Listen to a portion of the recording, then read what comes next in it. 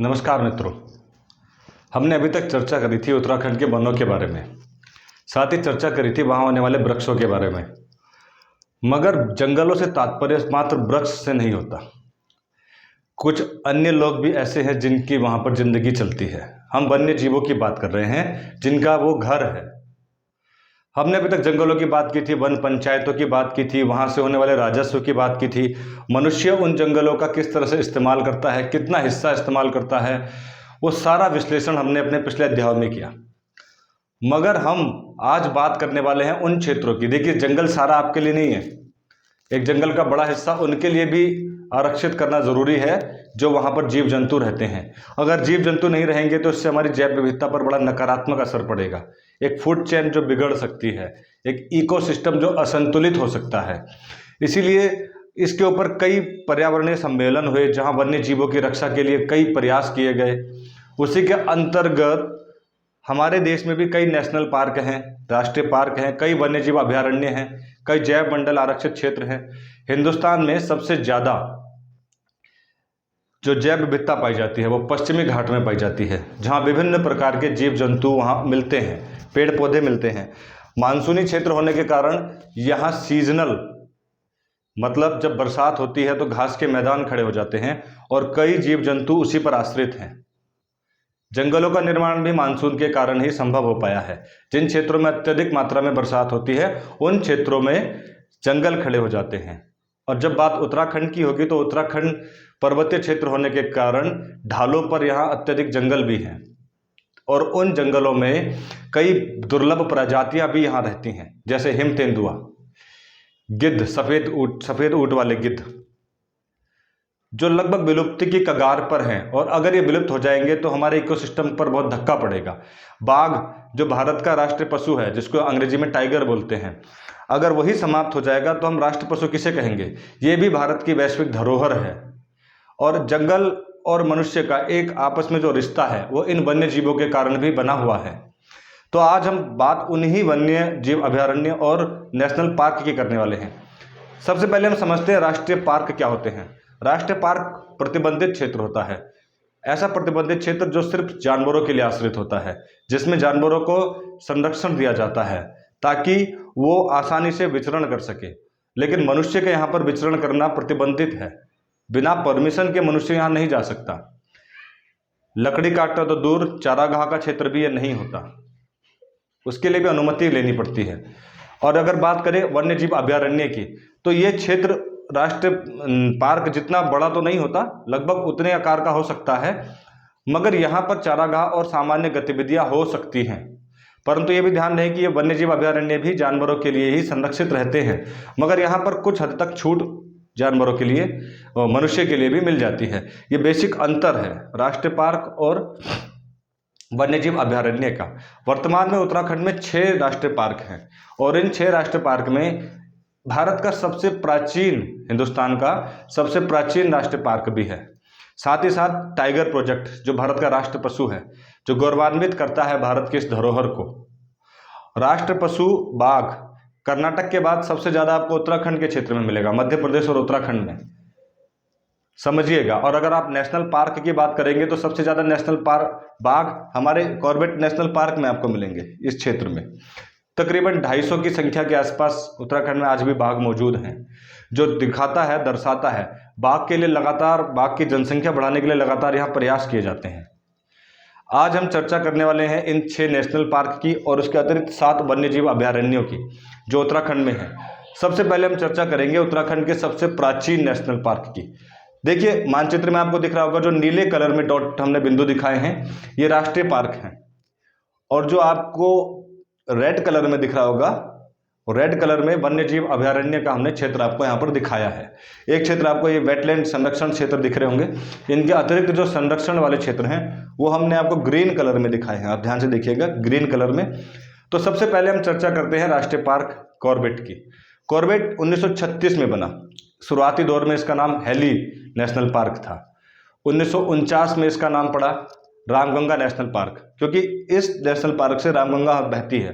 रामगंगा का उद्गम स्रोत आपको पता है दूधातोली पर्वतमाला है, मगर वो नेशनल पार्क इसके बीचों बीच से नदी गुजरती है, इसके बीच में पाट की दून भी है। पाट की दून परीक्षा में पूछा गया था, किस जिले में है? नैनीताल में है। किस क्षेत्र में है? कॉर्बेट नेशनल पार्क के क्षेत्र में है। देखिए ये बाघों के लिए बड़ा प्रसिद्ध है।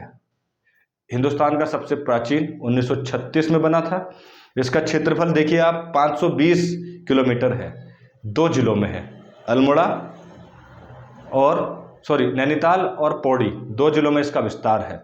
ये प्रसिद्ध है बाघों के लिए, हाथी के लिए, चिंकारा, हिरन के लिए, और उसके अतिरिक्त सांभर, यहाँ अजगर भी मिलते हैं बड़े बड़े आकार के। तो विभिन्न प्रकार के जीव जंतु यहाँ मिलते हैं। हिंदुस्तान में अगर सबसे ज़्यादा पर्यटक घूमने के लिए आते हैं तो कॉर्बेट नेशनल पार्क में आते हैं। औसत 10 लाख पर्यटक यहाँ हर साल आते हैं और पर्यटन की दृष्टि से सबसे ज़्यादा जीडीपी में योगदान कॉर्बेट नेशनल पार्क ही देता है। ये रामनगर के ठीक नज़दीक है नैनीताल में। इसके अन्य बहुत सारे गेट हैं, बिजरानी गेट, ढेला गेट, मगर इनमें प्रसिद्ध गेट ढिकाला रेंज है और पूरे साल यहाँ पर पर्यटक आते रहते हैं। ये अन्य जो नेशनल पार्क पर्वतीय, बृहद पर्वतीय क्षेत्रों में है जो सीमित अवधि के लिए उपलब्ध रहते हैं, वैसा नहीं है, ये पूरे 12 मास रहता है, मगर इसका एक सीजन होता है। कुछ रेंज का, कुछ गेट्स का सीजन रहता है। चलिए उस पर हम ज़्यादा गहन अध्ययन नहीं कर रहे, आपको जो परीक्षा के दृष्टिकोण से महत्वपूर्ण है हम उसकी चर्चा करते हैं। इसकी स्थापना 1936 में हुई। 1936 में इसका नाम हेली नेशनल पार्क था। 1949 में इसका नाम रामगंगा नेशनल पार्क रखा गया और 1957 से जिम कॉर्बेट के नाम पर इसका नाम रखा गया कॉर्बेट नेशनल पार्क। कॉर्बेट संग्रहालय कालाडूंगी के पास है, यह ध्यान रखना, ठीक। इसके बीच में से रामगंगा नदी बहती है। पाट की दून यहीं पर स्थित है। बाघ यहाँ की शान है, ध्यान से सुनिएगा। 2012 में इसके आसपास के 500 मीटर के क्षेत्र को साइलेंस जोन घोषित किया गया। क्या घोषित किया गया? Silence zone. 2013 में स्पेशल टाइगर टास्क फोर्स का गठन किया गया। 2013 में ध्यान रखिएगा, स्पेशल टाइगर टास्क फोर्स का गठन किया गया। अगर आप बात करेंगे टाइगर की, देखिए 1972 में स्टॉकहोम सम्मेलन होता है और स्टॉकहोम सम्मेलन से क्या तात्पर्य निकलता है कि उस पर पर्यावरण के ऊपर गहन अध्ययन और चर्चाएं होती हैं और फिर वन्य जीवों को बचाने का एक प्रयास शुरू होता है और भारत वन्य जीव संरक्षण अधिनियम भी पारित होता है। कब? 1972। भारत वन्य जीव संरक्षण अधिनियम 1972, ठीक, स्टॉकहोम सम्मेलन के बाद। और फिर शुरू होता है वन्य जीव प्राणियों को बचाने का एक मिशन और सबसे पहला मिशन होता है मिशन टाइगर 1973 में। और इस मिशन टाइगर में सबसे पहली शुरुआत होती है कॉर्बेट नेशनल पार्क से। समझ गया? तो 2 जगह पर नंबर 1 है ये, सबसे पहला नेशनल पार्क इंडिया का और साथ ही साथ मिशन टाइगर का। नवंबर 1973 में सबसे पहला जो पार्क चुना गया वो था कॉर्बेट नेशनल पार्क, ठीक। ये हम कॉर्बेट नेशनल पार्क की बात कर रहे हैं। अब हम बात करते हैं, इसकी स्थापना आपको पता चल गई 1936 में हुई। अब हम बात कर लेते हैं गोविंद राष्ट्रीय उद्यान की, क्योंकि ये इसके बाद बनने वाला दूसरा हमारा नेशनल पार्क है। गोविंद राष्ट्रीय पार्क, इसका देखिए मुख्यालय राजाजी नेशनल पार्क से चलता है, देहरादून से। समझ गए आप? अपना मुख्यालय नहीं है। इस क्षेत्र की बात करेंगे तो देखिए उत्तरकाशी के पश्चिम का एक क्षेत्र है गोविंद राष्ट्रीय उद्यान। अनेक ताल भी हैं यहाँ पर, भरासर ताल है यहाँ पर, और बहुत, क्योंकि पर्वतीय क्षेत्र है, बृहद हिमालय के अंतर्गत ही आता है, तो आप 12 महीने यहाँ पर नहीं जा सकते।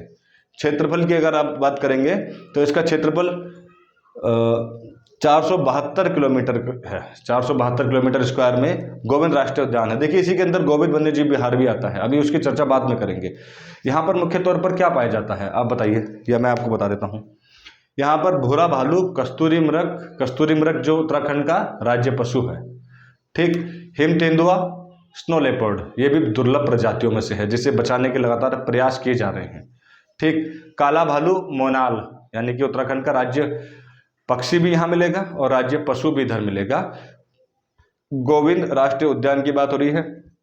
आप स्थापना इसकी याद रखिए, परीक्षा में पूछे जाते हैं। ये किस जिले में है? उत्तरकाशी में है। इसके लिए महत्वपूर्ण तथ्य आपको बता रहा हूँ। और इसकी स्थापना कब हुई? 1980 में हुई। ये 2 सवाल इससे बड़े महत्वपूर्ण बन जाते हैं, ठीक। अब हम चलते हैं तीसरे नेशनल पार्क की तरफ, नंदा देवी नेशनल पार्क। ध्यान से देखिएगा, इसकी स्थापना होती है 1982 में। ये 624 किलोमीटर स्क्वायर के क्षेत्रफल में है, चमोली जिले के अंतर्गत है। नंदा देवी नेशनल पार्क भी बृहत हिमालय के अंतर्गत आता है। इसके अंदर आप देखेंगे नंदा घुघुती, नंदा देवी, त्रिशूल, बड़ी बड़ी चोटियाँ जो उत्तराखंड की हैं इसके अंतर्गत ही आती हैं। एक मज़ेदार बात इसकी जो परीक्षा में पूछी जाती है, इसे यूनेस्को द्वारा वैश्विक धरोहर की सूची में सम्मिलित किया गया सबसे पहले 1988 में। ध्यान से सुनिएगा, ये क्यों प्रसिद्ध है। 1988 में यूनेस्को द्वारा वैश्विक धरोहर के रूप में किस नेशनल पार्क को घोषित किया गया, तो नंदा देवी नेशनल पार्क को घोषित किया गया। यहाँ पर भी आपको भूरा भालू, कस्तूरी मृग, स्नो लेपर्ड यही जानवर मिलेंगे, गुलदार, स्नो लेपर्ड। बाघ का ये क्षेत्र नहीं है, मैं आपको बता दूं, बाघ कॉर्बेट नेशनल पार्क और सीमित मात्रा में राजाजी नेशनल पार्क में है। इन क्षेत्रों में बाघ बहुत कम है, ना के बराबर। मगर हिम तेंदुआ और तेंदुए उत्तराखंड में 2000 हैं लगभग, तो उनका विस्तार ज़्यादा है। तो ध्यान से सुनिएगा, महत्वपूर्ण चीज़ इसमें क्या रहेगी, किस जिले में है, चमोली में। 1988 में इसे यूनेस्को द्वारा वैश्विक धरोहर घोषित किया गया। दूसरी बात ये रहेगी इंपॉर्टेंट, और तीसरी बात रहेगी इसकी स्थापना 1982 में। चमोली में एक और नेशनल पार्क है जो उत्तराखंड का सबसे छोटा नेशनल पार्क है, याद रखिएगा।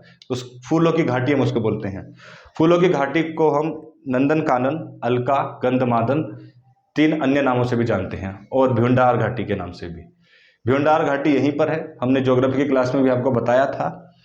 2 पर्वतों के बीच में है ये, गंधमादक और नर पर्वत। नर और नारायण पर्वत के बीच में आपको भी पता है कि बद्रीनाथ है। देखिए, नंदा देवी और फूलों की घाटी दोनों का मुख्यालय जोशीमठ में है। जोशीमठ यहाँ पर है, देखिए आप, इसलिए हमने इसको दिखाया है। फूलों की घाटी की जब हम चर्चा कर रहे हैं, इसके बीचों बीच से पुष्पावती नदी बहती है जो घंघरिया में मिल जाती है लक्ष्मण गंगा से, और बाद में ये गोविंद घाट में जाके अलकनंदा से मिल जाती है। ये नदी का विषय है, पर हम बात कर रहे हैं फूलों की घाटी की। इसका क्षेत्रफल है 87.5 किलोमीटर स्क्वायर। स्थापना 1982 में। ये प्रसिद्ध है फूलों के लिए, विभिन्न प्रकार की किस्म फूलों की यहाँ पाई जाती हैं। इसकी स्थापना का जो श्रेय जाता है वो जाता है फ्रैंक स्माइथ को। उनकी एक किताब थी वैली ऑफ फ्लावर, उसमें उसका जिक्र है, इसकी काफ़ी तारीफ की गई है। उत्तराखंड में सबसे ज़्यादा पर्यटक कॉर्बेट नेशनल पार्क में आते हैं, दूसरे नंबर पर राजाजी नेशनल पार्क में आते हैं, तीसरे नंबर पर सबसे ज़्यादा जो पर्यटक आते हैं वो फूलों की घाटी में आते हैं। ठीक, आप याद रखिएगा, महत्वपूर्ण तथ्य है इससे जुड़े हुए जो आपको याद रखने पड़ेंगे। ठीक, फूलों की घाटी के संबंध में, फूलों की घाटी और नंदा देवी के इस पूरे क्षेत्र को हम जैव सुरक्षित क्षेत्र बोलते हैं, जो विस्तृत क्षेत्र है। ठीक, अब हम चलते हैं चौथे राष्ट्रीय उद्यान की तरफ। चौथे राष्ट्रीय उद्यान है राजाजी नेशनल पार्क। इनका नाम देखिए, जिस तरह से गोविंद राष्ट्रीय उद्यान का नाम गोविंद वल्लभ पंत के नाम पर रखा गया, जो उत्तर प्रदेश के पहले मुख्यमंत्री थे। राजाजी नेशनल पार्क का नाम भारत के पहले, स्वतंत्र भारत के पहले गवर्नर जनरल राजगोपालाचारी जी के नाम पर रखा गया। राजाजी नेशनल पार्क से पहले ये 3 भागों में विभाजित वन्य अभयारण्य होता था। ध्यान से सुनिएगा, 1935 में देहरादून के क्षेत्र में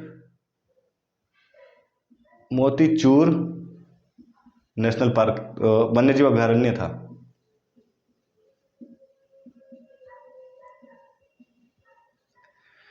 ठीक, ध्यान से सुनते जाइएगा। 1948 में इसका एक हिस्सा हरिद्वार में था, जो वन्यजीव अभयारण्य के नाम से ही जाना जाता था। 1977 में एक वन्यजीव अभयारण्य और बना, चीला वन्यजीव अभयारण्य, जो कहाँ पर था, जो था आपका पौड़ी के क्षेत्र में, चीला वन्यजीव अभयारण्य। और राजाजी वन्यजीव अभयारण्य कहाँ पर था, हरिद्वार में था, 1948 में। 1983 में क्या किया गया, इन तीनों को मिला दिया गया, और मिलाकर जो नया नाम दिया वो था राजाजी नेशनल पार्क। 3 वन्यजीव अभयारण्यों को मिला करके 1983 में स्थापना होती है राजाजी नेशनल पार्क की। इसका नाम मैंने बताया आपको। ये प्रसिद्ध है हाथी के लिए। ठीक, हाथी के लिए प्रसिद्ध है, और यहाँ अल्प मात्रा में बाघ भी मिलेंगे, तेंदुआ मिलेगा, उसके अतिरिक्त चीतल मिलेगा, जंगली सुअर मिलेंगे, बारहसिंगा मिलेंगे, विशेष तौर पर भालू मिलेंगे। इसलिए ये राजाजी नेशनल पार्क प्रसिद्ध है। इसकी स्थापना 1983 में हुई।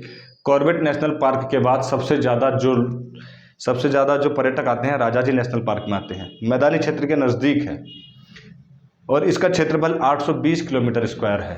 3 जिलों में है ये, ध्यान रखिएगा, परीक्षा में पूछा जाता है कितने जिलों में है। 3 में, पौड़ी जिला, हरिद्वार जिला, देहरादून जिला। इन 3 जिलों में राजाजी नेशनल पार्क का विस्तार है।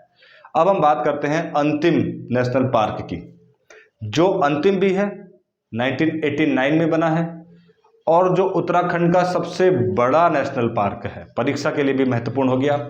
उत्तराखंड का सबसे नवीन national park Gangotri national park. Uttarakhand का सबसे बड़ा नेशनल पार्क, तो right answer is Gangotri national park. देखिए स्थापित इसके लोकेशन उत्तरकाशी जिले में है, ध्यान से देखिएगा, ये नीला नीला हमने दिखाया है। यहाँ पर एक हिम तेंदुआ संरक्षण केंद्र भी है, भैरव घाटी में स्नो लेपर्ड के संबंध में हिम तेंदुआ संरक्षण केंद्र है, यहीं पर सबसे बड़ा है, उत्तरकाशी जिले में है, इसके लिए यही महत्वपूर्ण है। बृहद हिमालय में है, बर्फीला है, ग्लेशियर से निर्मित है यहाँ पर, लेकिन संरक्षित क्षेत्र है जानवरों के लिए। विशेष तौर पर स्नो लेपर्ड स्नो में ही रहेगा, यानी बर्फ में ही रहेगा। तो कुल मिलाकर ये 6 प्रमुख नेशनल पार्क थे। इनसे संबंधित परीक्षा में पूछे जाने वाले सवाल हम आपको बता रहे हैं। इनकी स्थापना, क्षेत्रफल और किस जिले में है, ये अत्यधिक महत्वपूर्ण है। उसके अतिरिक्त जो जानकारी है हम आपको हाथों हाथ देते जा रहे हैं, ठीक। आप उनको नोट भी करते जाइए। मानचित्र से समझाने का हमारा उद्देश्य यही है कि आप इनकी लोकेशन याद ना रखें, वैसे ही आपको याद हो जाए। अब हम बात करते हैं वन्यजीव अभयारण्य की, जहाँ पर आम जनमानस भी छोटी मोटी गतिविधियाँ कर सकते हैं। तो सबसे पहले चर्चा करेंगे सबसे पुराने वन्यजीव अभयारण्य की, जो है गोविंद वन्यजीव विहार। गोविंद वन्यजीव विहार और गोविंद नेशनल पार्क दोनों एक ही जगह पर हैं, आसपास हैं, ठीक। गोविंद वन्यजीव विहार का क्षेत्रफल है 485 किलोमीटर स्क्वायर, यानी गोविंद नेशनल पार्क से भी ज़्यादा बड़ा है गोविंद वन्यजीव विहार। तो ये कोई शर्त नहीं है कि वन्यजीव छोटा होगा विहार, ये तो परिस्थितियों पर निर्भर करता है, ठीक। और गोविंद वन्यजीव विहार की स्थापना होती है 1955 में, नोट कर लीजिएगा। जंतु वही मिलेंगे जो गोविंद नेशनल पार्क में थे, कोई नया नहीं होगा, ठीक। आपको पता है बर्फीले हिमालयी क्षेत्रों में कौन से जानवर मिलते हैं, ठीक। मैंने बता दिया है जब गोविंद नेशनल पार्क पढ़ाया था, तो आप उसमें इन्हीं जानवरों को नोट कर सकते हैं। वैसे जानवर विशेष तौर पर नहीं पूछे जाते। हिम तेंदुआ पूछा जाता है किन क्षेत्रों में पाया जाता है, टुंड्रा तुल्य क्षेत्रों में, बृहद हिमालय में, ठीक। दूसरा है केदारनाथ वन्यजीव विहार। ये उत्तराखंड का सबसे बड़ा वन्यजीव विहार है, याद रखिएगा। उत्तराखंड का सबसे बड़ा वन्यजीव विहार कौन सा है? केदारनाथ वन्यजीव विहार। 2 जनपद में है, रुद्रप्रयाग का उत्तरी क्षेत्र और उत्तरकाशी में है। ध्यान से देखिएगा, उत्तरकाशी और रुद्रप्रयाग के क्षेत्र में है। इसका क्षेत्रफल है 957 किलोमीटर स्क्वायर। कितना? 957 किलोमीटर स्क्वायर। इसकी स्थापना 1972। स्थापना, क्षेत्रफल और जिले सबसे महत्वपूर्ण है, याद रखिएगा परीक्षा के लिए भी, ठीक। अब हम चलते हैं तीसरे नेशनल पार्क की तरफ। तीसरा नेशनल पार्क है अस्कोट वन्यजीव विहार। ये कस्तूरी मृग के लिए प्रसिद्ध है। देखिए, कस्तूरी मृग उत्तराखंड का नेशनल एनिमल है, राष्ट्रीय पशु है, और राष्ट्रीय पशु को संरक्षित करना ही, राज्य पशु को संरक्षित करना ही पहला कार्य होता है। जिस तरह से देश ने बाघ को बचाने के लिए एक मुहिम चला दी थी, उसी तरह से उत्तराखंड में भी कस्तूरी मृग को बचाने की कई मुहिम चली। आपको मैं जानकारी के लिए बता दूं कि केदारनाथ का जो वन्यजीव विहार है, इसकी स्थापना असल में कस्तूरी मृग के संरक्षण के लिए ही की गई थी, ठीक। परंतु दूसरा अहम फैक्ट अब आपको मैं बताता हूं, उत्तराखंड के किस वन्यजीव अभयारण्य में सबसे ज्यादा कस्तूरी मृग हैं? देखिए, सबसे बड़ा केदारनाथ है वन्यजीव अभयारण्यों में, और वहां पर उसकी स्थापना का उद्देश्य कस्तूरी मृग था। मगर यह बात इसलिए बताना जरूरी है क्योंकि कस्तूरी मृग की सबसे ज्यादा संख्या अस्कोट वन्यजीव अभयारण्य में है, जिसकी स्थिति देखिए आप पिथौरागढ़ में है। अस्कोट वन्यजीव विहार की स्थापना होती है 1986 में, और यहाँ पर कुल क्षेत्रफल है 600 किलोमीटर स्क्वायर। बड़ा क्षेत्र भी है, मगर कस्तूरी मृग के लिए विशेष तौर पर यह था। यहाँ पर भी देखेंगे तो आप स्नो लेपर्ड मिलेगा, भालू मिलेगा सफ़ेद वाला, ठीक। अतिरिक्त जानवर तो मिलेंगे ही, चीतल, बारहसिंगा, वो तो यहाँ पर उपलब्ध रहेंगे ही। हिम तेंदुआ जिसकी हमने चर्चा करी, कस्तूरी मृग मिलेगा इधर भी, वो तो सबसे ज़्यादा मिलेगा, और मोनाल। तो कस्तूरी मृग की सबसे ज़्यादा संख्या अगर पूछी जाए तो किस वन्यजीव अभयारण्य में है? अस्कोट वन्यजीव अभयारण्य में है। ये किस जिले में है? पिथौरागढ़ में है, ये आप नोट कर लीजिएगा। अब हम बात करते हैं अन्य वन्यजीव अभयारण्य की, जिसमें विंसर वन्यजीव अभयारण्य है। क्या है? विंसर वन्यजीव अभयारण्य, जिसका क्षेत्रफल बहुत कम है, अल्मोड़ा जिले के अंतर्गत है, 47 किलोमीटर स्क्वायर। 1988 में निर्मित हुआ, घने जंगलों में है, बड़ा सुंदर है ये। इसके बारे में आपसे पूछा जा सकता है कि ये किस जिले में है? अल्मोड़ा में है, वन्यजीव अभयारण्य है, ठीक। इसके बारे में इतना भी बहुत है। अब हम बात करते हैं इससे 1 साल पहले निर्मित। देखिए, थोड़ा सा मिस्टेक हो गया, हमें सोना नदी वन्य जीव अभयारण्य पहले बताना था, 1987 में बना था। कोई बात नहीं, हम सारे आपको कवर करा रहे हैं। सोन नदी वन्य जीव अभयारण्य की स्थापना होती है 1987 में। इसका क्षेत्रफल है 301 किलोमीटर स्क्वायर। और महत्वपूर्ण ये है कि ये किस जिले में है? पौड़ी जिले में है। नोट कर लीजिएगा, पौड़ी जिले में देखिए कॉर्बेट नेशनल पार्क भी पड़ता है और एक वन्य जीव अभयारण्य भी है, सोना नदी वन्य जीव विहार। अब हम चर्चा करते हैं उत्तराखंड के सबसे छोटे वन्य जीव विहार की। जी हाँ, अब बात होती है मसूरी वन्य जीव विहार की। ये जिस तरह से सबसे छोटा नेशनल पार्क कौन सा था? फूलों की घाटी था। अब मैं पूछ रहा हूँ सबसे छोटा वन्य जीव विहार कौन सा है? मसूरी वन्य जीव विहार है। टिहरी और पौड़ी के, देहरादून के ठीक बॉर्डर पर है। इसकी स्थापना 1993 में हुई। इसका क्षेत्रफल मात्र 11 किलोमीटर स्क्वायर है, मगर 7 वन्य जीव अभयारण्यों में ये भी है। ये सबसे छोटा है, इसीलिए आपको याद रखना पड़ेगा, महत्वपूर्ण है। और सबसे अंत में निर्मित यानी सबसे नवीन वन्य जीव अभयारण्य है नंधौर वन्य जीव अभयारण्य, जो 2 जिलों में है, चंपावत और नैनीताल। नंधौर वन्य जीव अभयारण्य इससे पूर्व परीक्षा में पूछा जा चुका है, किस जिले में है? ठीक, नैनीताल और चंपावत में। सबसे नवीन है, इसकी स्थापना जरूर याद रखिए 2012 में इसकी स्थापना हुई। यहीं पर एक पवलगढ़ संरक्षित क्षेत्र भी है, अभी बात करेंगे उसकी भी। और हम बात कर लेते हैं नंधौर वन्यजीव अभयारण्य की। इसका कुल क्षेत्रफल 270 किलोमीटर स्क्वायर है। तो ये कुल मिलाकर के 7 वन्यजीव अभयारण्य और 6 नेशनल पार्क है। इसमें यूनेस्को द्वारा 1988 में वैश्विक धरोहर घोषित किया गया नंदा देवी नेशनल पार्क को, और फूलों की घाटी को 2005 में वैश्विक धरोहर यूनेस्को द्वारा घोषित किया गया। दोनों डेट याद रख लीजिएगा, दोनों परीक्षा में पूछी जाती हैं। नंदा देवी राष्ट्रीय पार्क और फूलों की घाटी को कब यूनेस्को ने वैश्विक धरोहर की सूची में सम्मिलित किया? उत्तर है 1988 में नंदा देवी को और 2005 में फूलों की घाटी को। अब देखिए रामसर क्षेत्र की बात करते हैं। रामसर क्षेत्र एक वेटलैंड यानी आर्द्र भूमि होती है। 2 फरवरी 1971 को रामसर सम्मेलन हुआ था, जो क्रियान्वित हुआ 1975 से, मगर हम उसकी वजह से आर्द्र भूमि दिवस 2 फरवरी को मनाते हैं। अब रामसर में ईरान की एक जगह है जहां पर आर्द्र भूमियों को संरक्षित करने के लिए योजना तैयार हुई थी। आर्द्र भूमि होती है वेटलैंड एरिया, दलदली क्षेत्र, जिनका संरक्षण बहुत जरूरी है क्योंकि उनमें पानी होता है, नमी होती है, और ऐसे क्षेत्र धंस जाते हैं नीचे को, जहां पर आगे भविष्य में समस्याएं भी हो सकती हैं। तो उन क्षेत्रों के संरक्षण के लिए ईरान के रामसर क्षेत्र में 2 फरवरी 1971 को सम्मेलन हुआ। इसमें भारत भी सम्मिलित हुआ। लगभग वो डेट 1982 है शायद, अगर नहीं है तो आप कमेंट बॉक्स में बता दीजिएगा। मेरे अनुमान से 1982 है। और उन क्षेत्रों में, भारत के लगभग 50 क्षेत्रों में 38वें नंबर पर एक क्षेत्र है जो उत्तराखंड में है, और वो है आसन वेटलैंड संरक्षण क्षेत्र। देखिए ये रामसर वेटलैंड क्षेत्र है, आसन वेटलैंड क्षेत्र। ये परीक्षा की दृष्टि से बड़ा महत्वपूर्ण है। क्यों? क्योंकि ये रामसर क्षेत्र के अंतर्गत आता है, इसलिए पूछा जाता है। जो क्षेत्र है रामसर मतलब आसन वेटलैंड संरक्षण क्षेत्र रामसर क्षेत्र के अंतर्गत है, परीक्षा के लिए महत्वपूर्ण है, नोट डाउन कर लीजिएगा। उसके अतिरिक्त 3 और संरक्षित क्षेत्र हैं। एक आपको दिख रहा होगा चंपावत में झिलमिल झील है। जब हमने आपको ताल पढ़ाए थे तो इसका भी जिक्र हुआ था। 2005 से ये संरक्षित है। अभी नंधौर वन्यजीव अभयारण्य की बात की थी, वहां पर पावलगढ़ संरक्षित क्षेत्र है। ये वेटलैंड एरिया नहीं है, याद रखिएगा, वेटलैंड में आसन है, ये राज्य द्वारा संरक्षित क्षेत्र है। ठीक, पावलगढ़ संरक्षित क्षेत्र। और चौथा है Naina Devi Himalayan bird conservation reserve. Naina Devi Himalayan bird conservation reserve.